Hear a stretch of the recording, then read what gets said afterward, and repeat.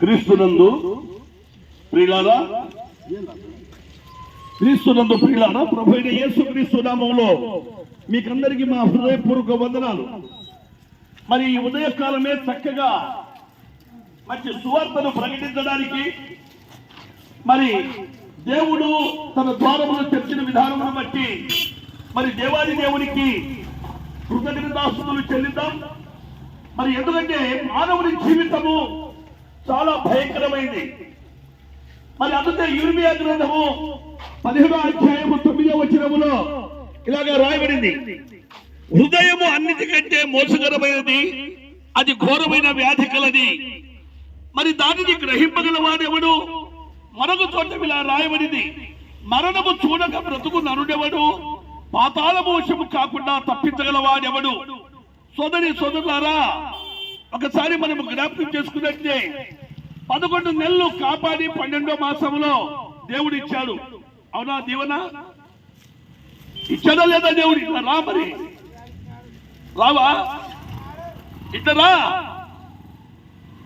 మరి సోదరి సోదరులారా, ఈ 11 నెలలు మరి మనం ఏం చేశాం?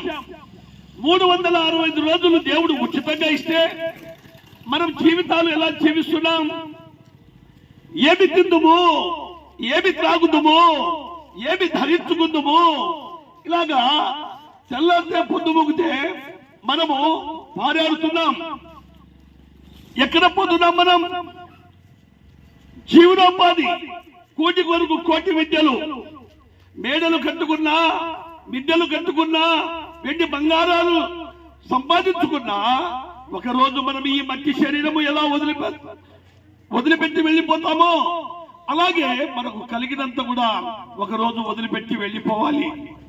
మరి దేవుడు చెప్తున్నాడు, ఓ మానవుడా, మరి నీ పరిస్థితి ఏంటి అంటున్నాడు.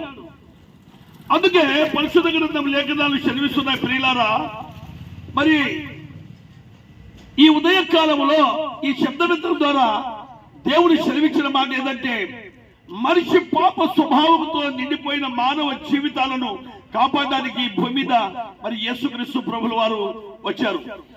2024 సంవత్సరాల క్రితం ఈ భూమి మీదకి యేసుక్రీస్తు ప్రభు వచ్చి మరి తిమోతికి రాసిన మొదటి పత్రిక 1వ అధ్యాయం 15వ వచనములో పాపులను రక్షించుటకు క్రీస్తు యేసు లోకమునకు వచ్చెనని వ్రాయబడింది. మానవుడు పాప స్థితిలో ఉన్నాడు, మానవుడు శాప స్థితిలో ఉన్నాడు. కంటి ద్వారా, నోటి ద్వారా, హృదయం ద్వారా, అంతరంగం ద్వారా, మరి అనేకమైన విధాల ద్వారా మానవుడు పాపము చేస్తున్నాడు. ఎందుకు చేస్తున్నాడు మానవుడు పాపము? ఏమిటికి చేస్తున్నాడు మానవుడు పాపము? వ్యభిచారం చేస్తున్నాడు, దొంగతనం చేస్తున్నాడు, మోసం చేస్తున్నాడు, అబద్ధాలు మాట్లాడుతున్నాడు.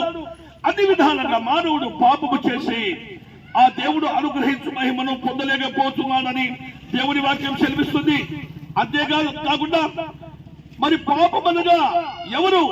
రోమీ రాసిన పత్రిక 3వ అధ్యాయం 23వ వచనములో ఏ భేదము లేదు, మనుషులందరూ పాపము చేసి ఆ దేవుడు అనుగ్రహించు మహిమను పొందలేకపోతున్నారు. లోకంలో ఎన్నో భేదాలున్నాయి. స్త్రీలనే భేదము, పురుషులనే భేదము, ధనవంతులనే భేదము, పేదవారనే భేదము, మరి చదువుకున్న వారనే భేదము, చదువు లేని వారనే భేదము, తెల్లవాడు నల్లవాడు అనే భేదము ఉంది. అలాగే కులాల్లో కూడా భేదాలున్నాయి. ఇలాగూ లోకంలో మనుషులలో అనేక భేదాలున్నాయండి. అయితే పాపములో ఏమాత్రము భేదము లేదు.